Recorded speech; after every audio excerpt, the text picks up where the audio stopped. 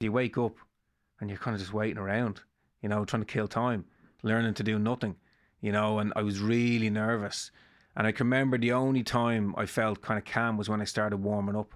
And I can remember going to a warm up area, going back to the same place in the warm up area as I had before the semi final, and just kind of, I remember lying down, almost kind of like not sleeping, but you know what I mean? You're kind of napping, so to speak. And I had music in my ears, and then my warm up would start. And that's when I began to feel a little bit more calm, a little bit more control, because it was familiar.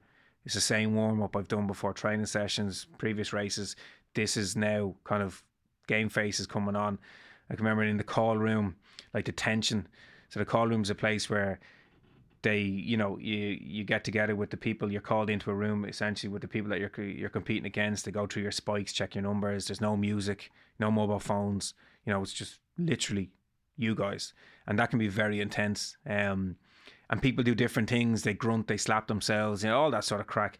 And it's just different. It's just weird. So again, you're trying to remain calm. You're focusing on your breathing. Just you have your race plan, and you're just repeating that.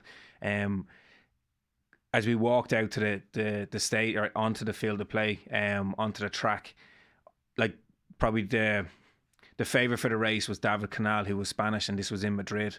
So like they were all here for him, and it was a fantastic stadium. It was like vertical walls of people, it was just, and I'd never experienced anything like this, So all of that is a bit mad, Then you're called onto the track, you set your blocks, and that's when shit gets real. Like, that's where it's going over in your head. You're setting your blocks. You're now kind of like ready to roll.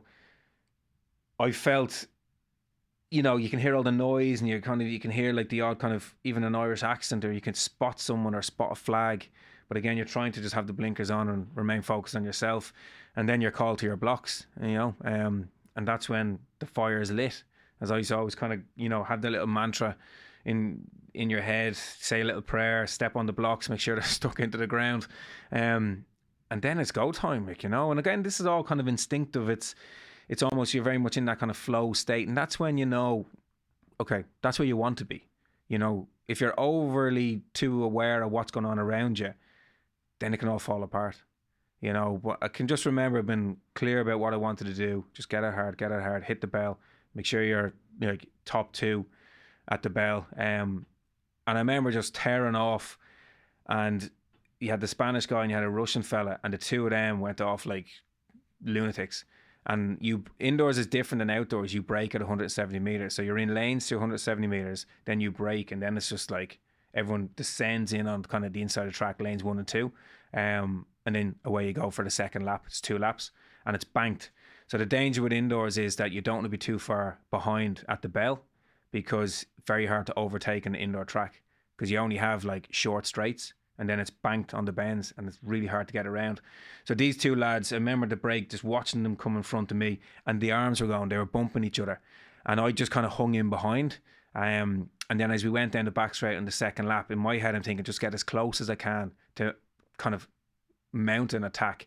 But then what happened was the Russian fella was tying up, like lactic hit him hard, and he was coming back to me, and he left a gap on the inside. I went for it. He threw his arm out to kind of block me, went through that, and then it was chasing the Spaniard. And probably, as I came into the home straight, I kind of like, I knew I had him.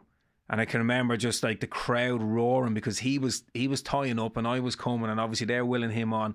And then like, it's funny, it's like the track just opens up. It's like the parting of the seas. Suddenly there's nobody in front of you. You're leading. And then I couldn't believe it when I crossed the line. Couldn't believe it. I was like, oh my God, I've won. Oh my God. And I can just remember then, like, where all the Irish were. I knew where, like, say, the Irish team were sitting, where the athlete seats were, and just looking up, and they're all just going mad, and I didn't know what to do. Like, what do you do? I remember turning around, and then a German guy came third, and he came over, gave me a big hug, and then like there's a guy, kind of an official, kind of telling me to do a lap of honour, and this is stuff you dream of as a little kid.